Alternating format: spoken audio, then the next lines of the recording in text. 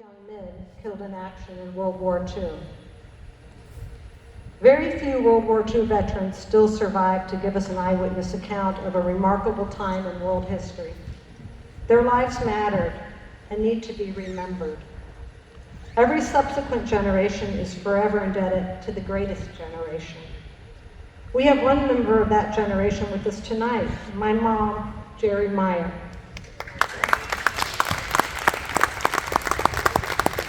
She served in the United States Army Nurse Corps in a mobile surgical evacuation hospital. Her unit followed patent ground forces across Europe.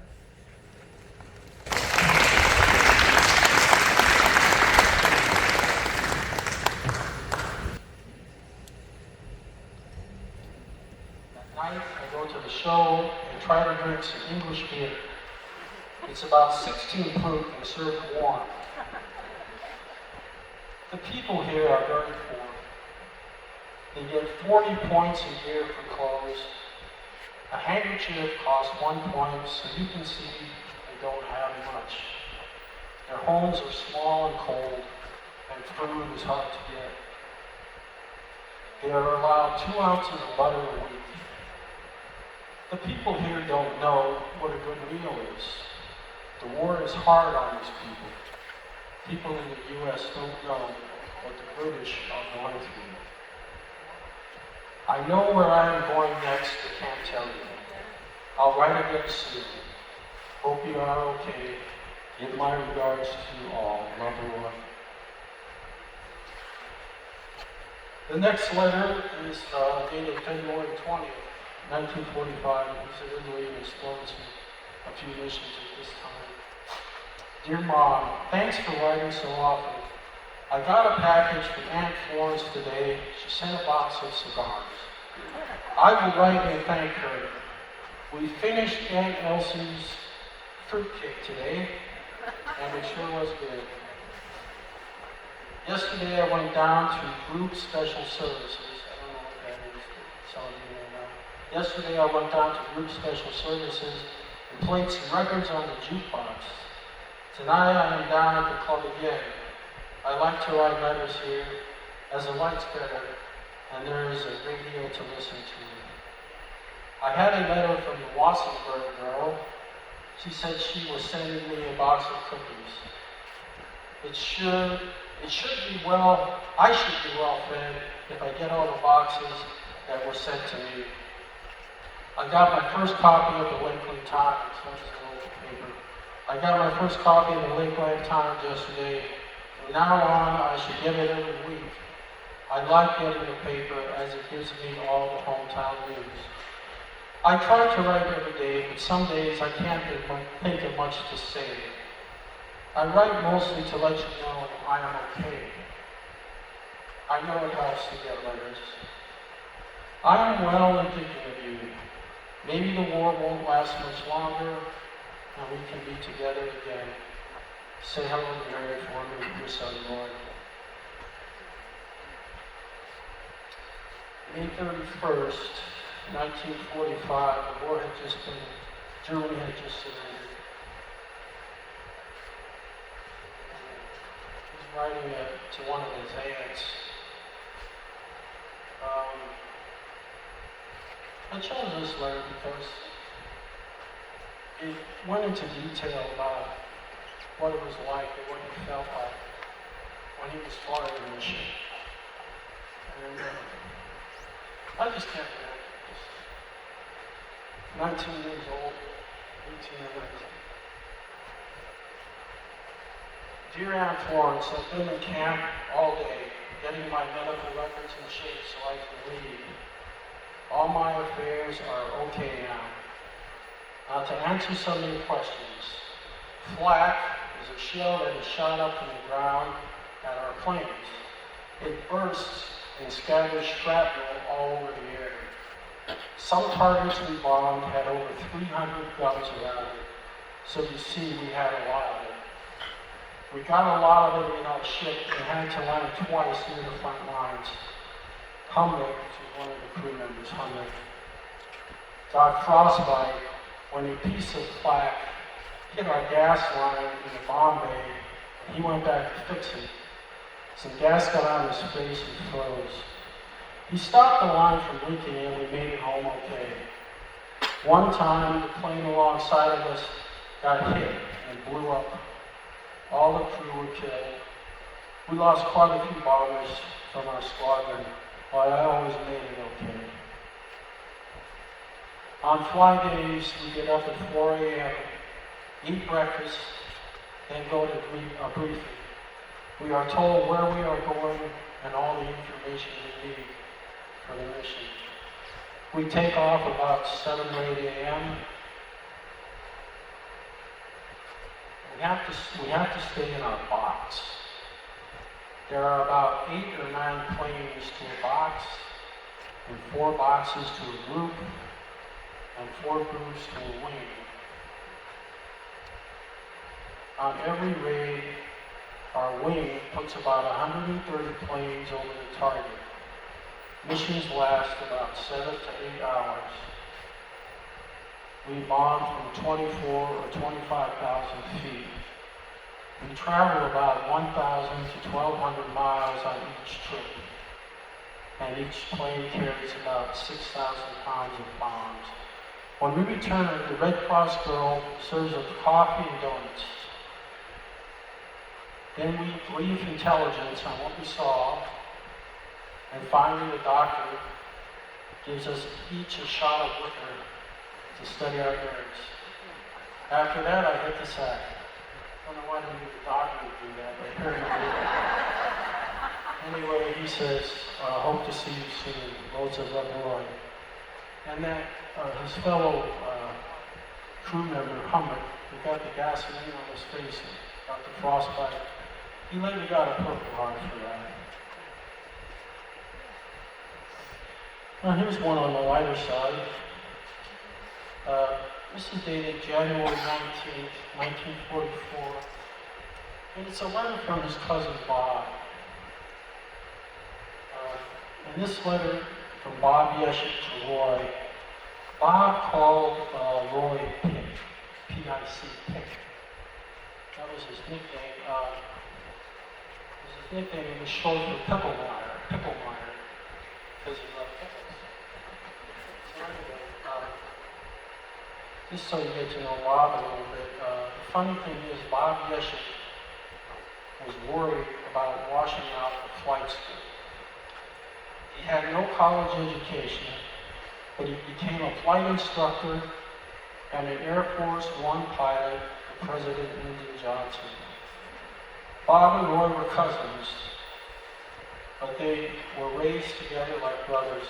Bob and his family moved to Tucson in the mid-1970s, and his close relationship with Roy continued until they both passed about a year apart. So this is Bob's letter while he was in flight school, wondering if he's going to make it. Hi, Pip.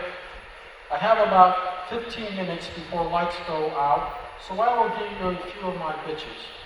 Pip, as far as classifying for pilot, bombardier, or navigator, it's almost out of the question. Pick, they have so many guys here that are already classified and waiting to get into pre-flight school. They have more cadets now than they need to finish the war, and they say so.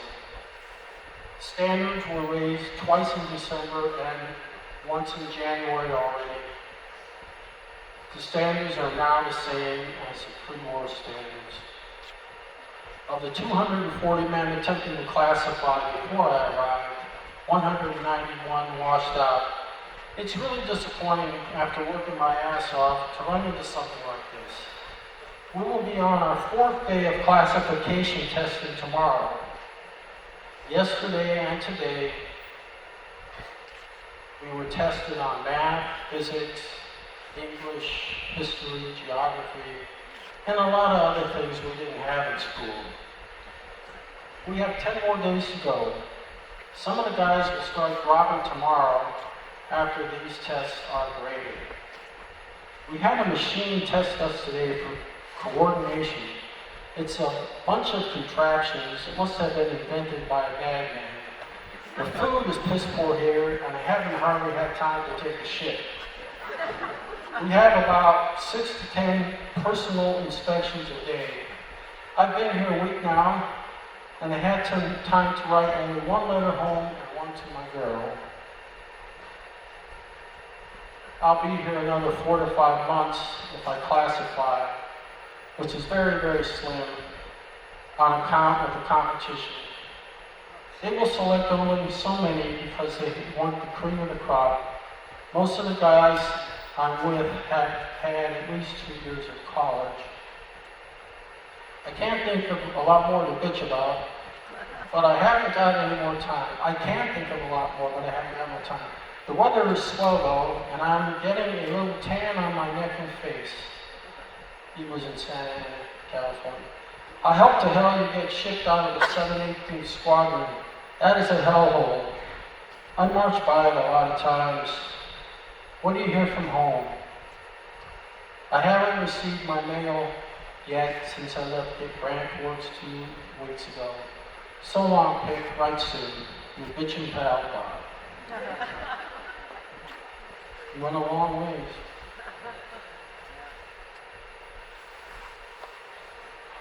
And this is the last letter. This was after the war ended in Germany, in Europe. This was written on Mother's Day,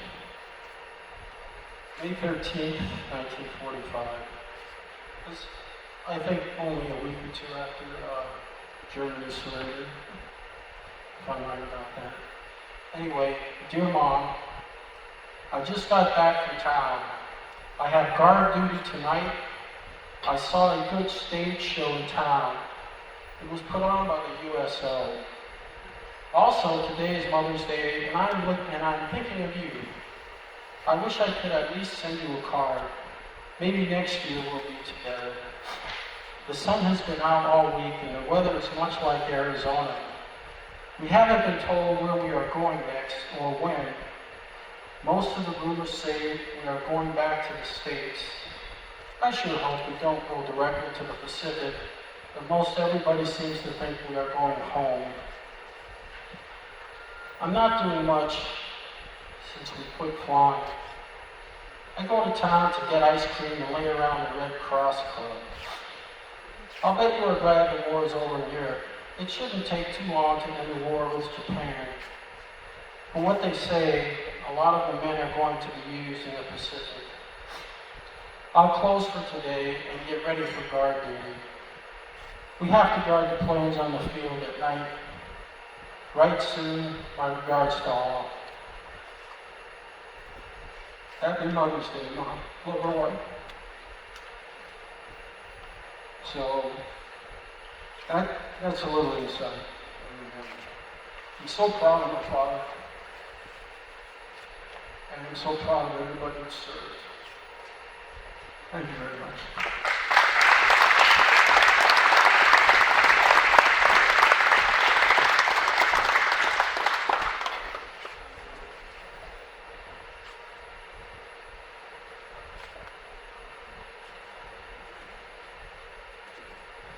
Thank you, Eric. Our last speaker this evening is my dear friend Lori Snyder, Colonel, retired United States Army.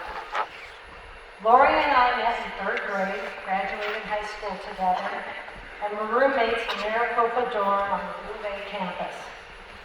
My respect for Lori was solidified during our freshman year in college when she hung a pull-up bar in our tiny closet so she could meet Army ROTC strength requirements. Always a humble, high achiever with unquestionable integrity and compassion, I can think of no one more fitting to read the discharge letter Chief of Staff George C. Marshall wrote to the troops at war's end. At my request, Lori traveled from Fairfax, Virginia to be with us tonight to read George C. Marshall's letter. Please welcome Lori Snyder.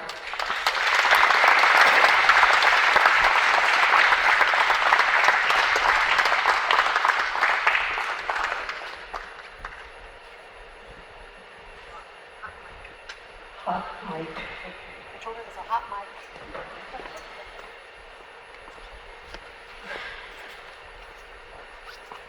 Well, good evening, everyone, and Tara, thank you so much.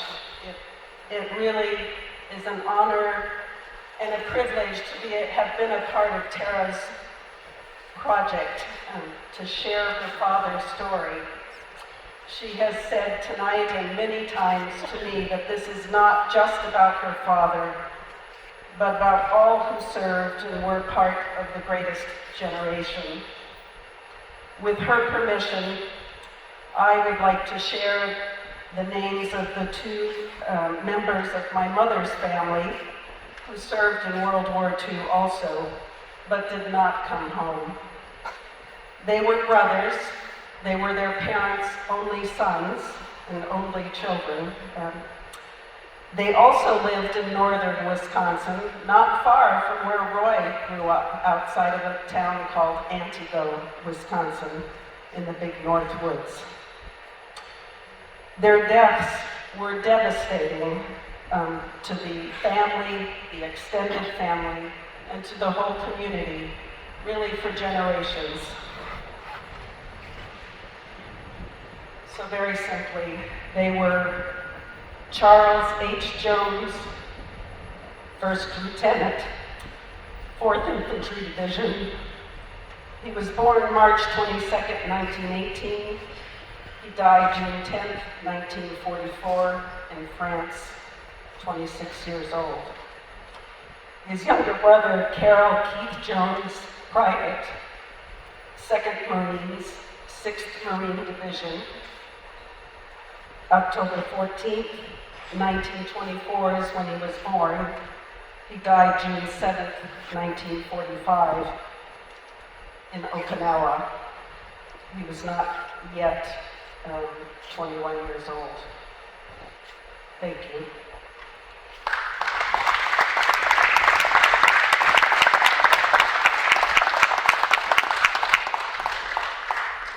It just seems so important to remember. So it is also my distinct privilege to read the letter that Roy Meyer was issued upon his discharge. It is attributed to General George C. Marshall. The letter is in the book. It is undated and unsigned, and there are some misspellings in it, but it is the letter he received, and I believe whatever debate there may be, it expresses the intent, the true intent of General Marshall. And so Tara asked me to give a little bit of background about General Marshall. His life extended from December 1880 to October 1959. He was the first 5-star general of the Army during World War II.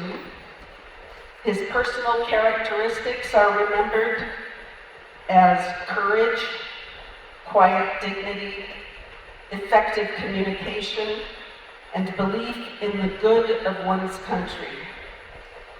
And I'm going to go on, but I just want to say that I can only touch the surface. There are volumes written about General George C. Marshall, and there are some very good websites. The Army History Museum, the George C. Marshall Foundation, if you want to learn more. I can only touch on the top high points. But he was also known as a genius of logistics. That's what carried him into the high reputation that he has. He learned that and gained that starting in World War I and during the interwar years. He had seen the unnecessarily high casualties because of lack of soldier training and combat readiness, and so he really dedicated a great deal of emphasis to those aspects. At the start of World War II, President Franklin Delano Roosevelt appointed him as the Army's Chief of Staff. He was sworn into office on September 1st, 1939, the same day that Adolf Hitler invaded Poland. General Marshall transformed the U.S. Army in World War II. He persuaded President Roosevelt and Congress to delay the U.S. entry because the force wasn't ready. The United States Army was ranked 17th in the world in strength at the time, with about 174,000 men assigned. By the end of the war, the United States had the best army in the world, with more than 8 million soldiers assigned. General Marshall retired from the Army in 1945, but really, that was only the beginning of his service.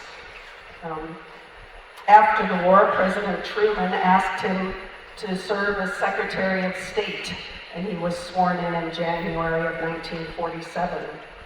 He planned and implemented the European Recovery Program, otherwise known as the Marshall Plan. By June 1952, every Allied European country was rebuilt, and their economies had grown past pre-war levels. The plan also helped to stop the spread of communism from the Soviet Union. In 1953, General Marshall was awarded the Nobel Peace Prize. Secretary Marshall was awarded the prize. And he continued to serve, and he served as the Secretary of Defense from 1950 to 1951, and retired then after 49 years of service to this country. Winston Churchill called him the true organizer of victory, and many have compared him with another General George Washington, because they were both leaders who were mature, dignified in their military identity that merged with America's true purpose and guarded the ideals of democracy. Roy Meyer was one of the soldiers, an Army airman, whom General Marshall made sure was trained and ready for the war for which he would fight.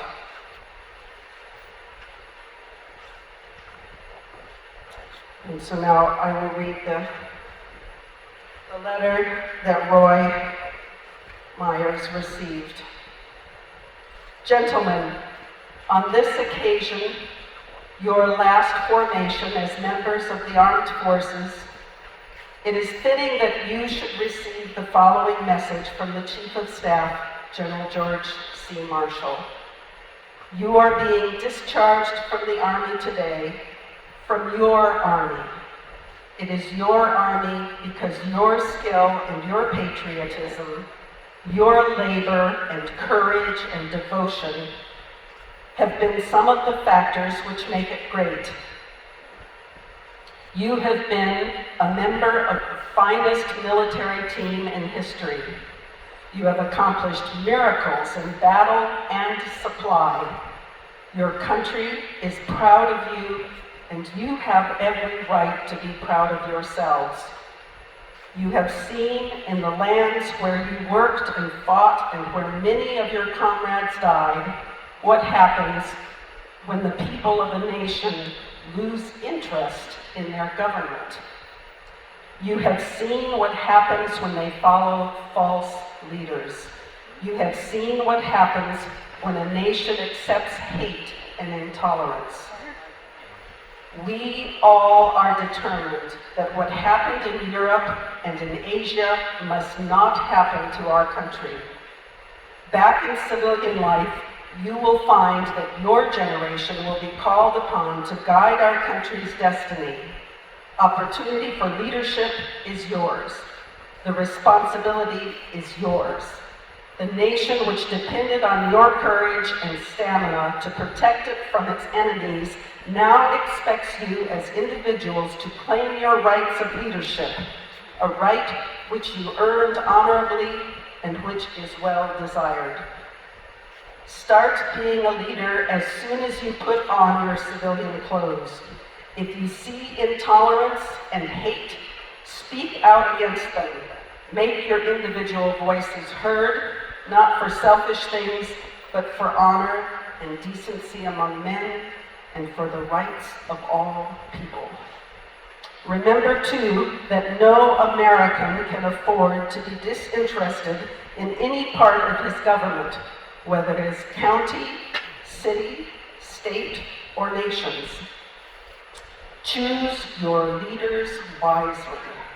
That is the way to keep ours the country for which you fought. Make sure that those leaders are determined to maintain peace throughout the world. You know what war is. You know that we must not have another. As individuals, you can prevent it if you give to this task which lies ahead the same spirit which you displayed in uniform. Accept that trust and the challenge which it carries. I know that the people of America are counting on you. I know that you will not let them down. Goodbye to each of you, each and every one of you, and to each and every one of you, good luck. General George C. Marshall, General Chief of Staff.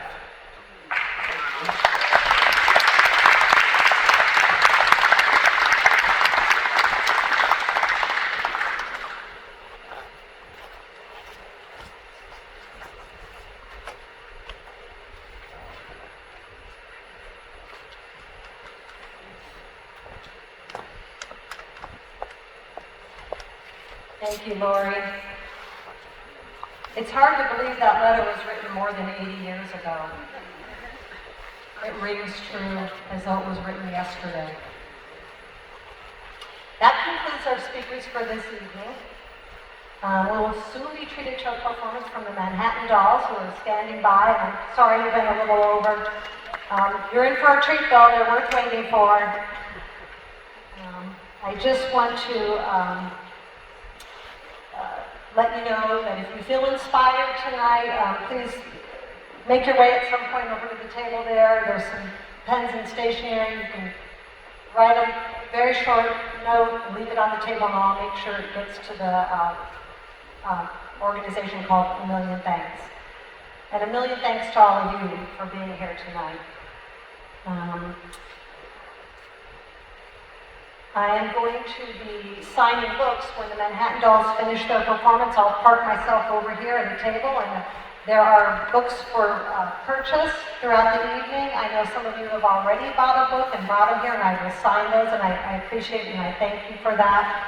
I just want to remind folks, too, that many of you have been here before, and you know this museum very well, especially we've got a docent right here, Fred Hudson, who can tell you anything you want to know.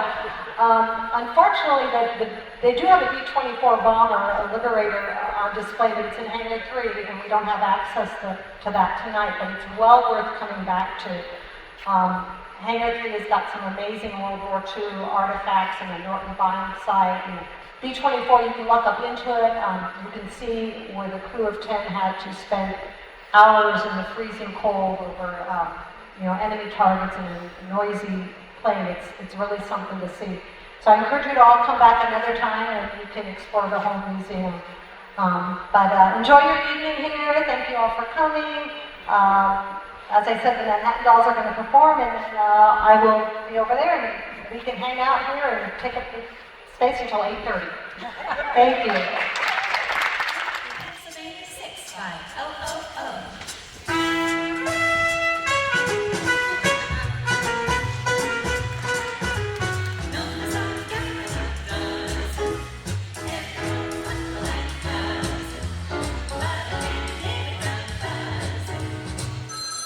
Pennsylvania 65000.